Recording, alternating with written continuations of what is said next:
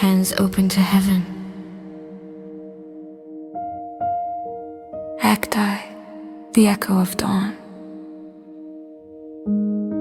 The quivering dawn unfolded with a tender embrace, its pale gold light, spilling like liquid transparency through the worn curtains of the ER reception, casting soft, ethereal reflections on the stark, sterile white walls. The cool air circulated a hint of freshly brewed coffee, though it was weak and lifeless. More a companion for warmth than for its taste or aroma, Sarah, the ER receptionist, wrapped her hands around the cup, allowing its gentle heat to seep into her weary fingers. As she settled into a well-worn chair, its familiar creak offering comfort amidst the chaos. The incessant ringing of telephones felt like an orchestra of dissonant bells, each call a harbinger of another soul in distress. Her tired eyes drifted aimlessly across the waiting room, landing on a family huddled around a weeping woman. They spoke in hushed, solemn tones, their faces a poignant portrait of anguish mixed with glimmers of fragile hope. For a moment, Sarah closed her eyes, drawing a deep, steadying breath, and whispered a prayer from the depths of her soul. Lord of mercy, let me see them as you do. Help me remember their names, even as many pass through. Her words carried the weight of sincerity, rising like incense on the crisp morning air, a longing for divine clarity amidst human confusion. A prayer of distress.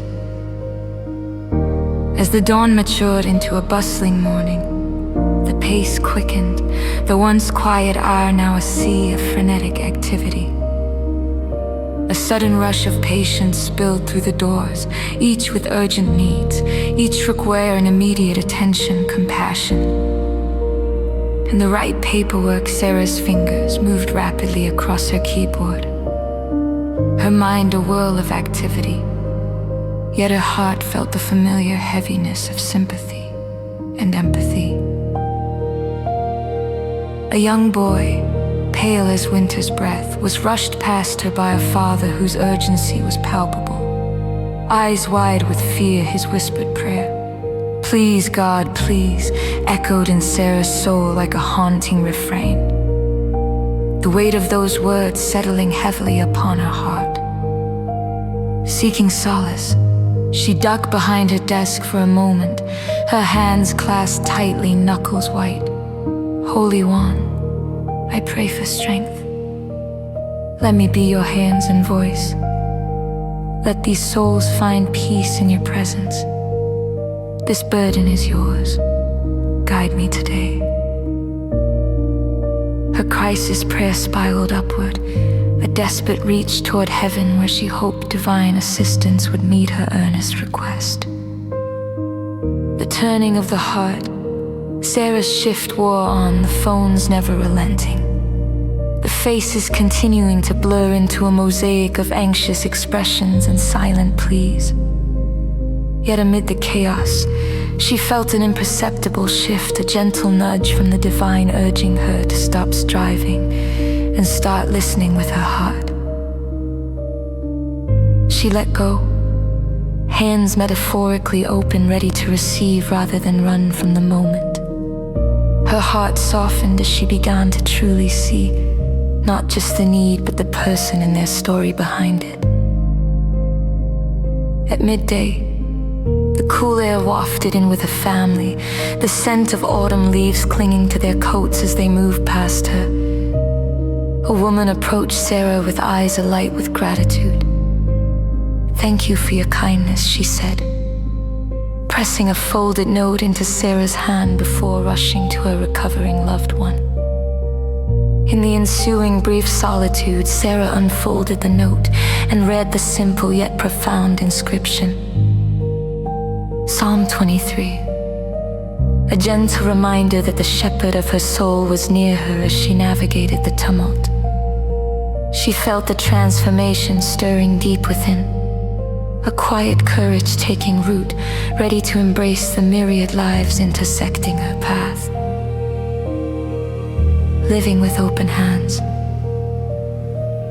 As the afternoon sunlight streamed through the expansive glass windows, painting the room with hopeful glow, Sarah found herself greeting each person with renewed purpose, her spirit buoyed by grace. She remembered names, forged connections with stories, and whispered prayers over the silent spaces that others walk through, tending to their hidden wounds. An elderly man, his skin lined like the bark of a wise old tree, approached her desk with slow, measured steps. "It's just a routine check," he chuckled, his voice carrying the weight of years. "But at my age, one never knows." Sarah's laugh joined his, their shared mirth blending into a brief, holy moment of shared humanity, filled with the gentle presence of the divine. "May I pray for you?" she asked softly, her voice a cradle of care. With his nod, she offered her petition, "Spirit of peace, guide this man, comfort him, and let him feel your presence always." Her words wrapped around him, a cocoon of divine love. Great Shepherd, thank you for guiding me through tumult and grace, for the warmth of your light in the darkest corners, for teaching me to live with open hands and an open heart. May each step be in your peace. Amen.